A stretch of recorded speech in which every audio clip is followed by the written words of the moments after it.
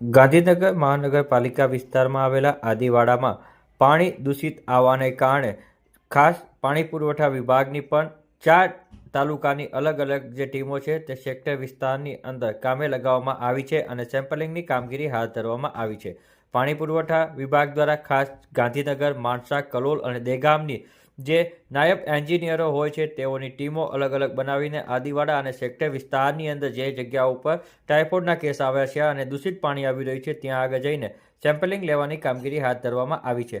આ કામગીરીને કારણે જે લોકોને મુશ્કેલી પડી રહી છે તે દૂર કરવા માટે એક પ્રયાસ કરવામાં આવી રહ્યો છે। છેલ્લા ઘણા સમયથી આ વિસ્તારની અંદર દૂષિત પાણી આવતી હોવાની પણ બુમરાણ ઉઠી હતી। તેના જ ભાગરૂપે આ જે છે નટવરસિંહ ડેપ્યુટી એન્જિનિયર પાણી પુરવઠા વિભાગના તેઓએ પણ પોતાની પ્રતિક્રિયા આપી હતી। આ પ્રતિક્રિયા તેઓએ જે છે તે 3 જાન્યુઆરીના સાંજે 5 વાગે આપી હતી।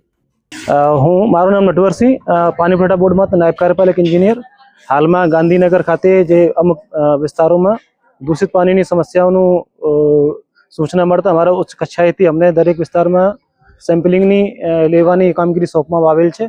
તો આ ટીમ હાલમાં આ વિસ્તારમાં સેમ્પલિંગની કામગીરી કરી રહેલ છે। બાકી વિસ્તારમાં અલગ અલગ ટીમ કામગીરી કરે છે અને દરેક ટીમ દ્વારા આશરે 30 થી 50 જેવા સેમ્પલ લેવાની સૂચના આપવામાં આવેલ છે, જે કામગીરી હાલમાં પ્રગતિ હેઠળ છે।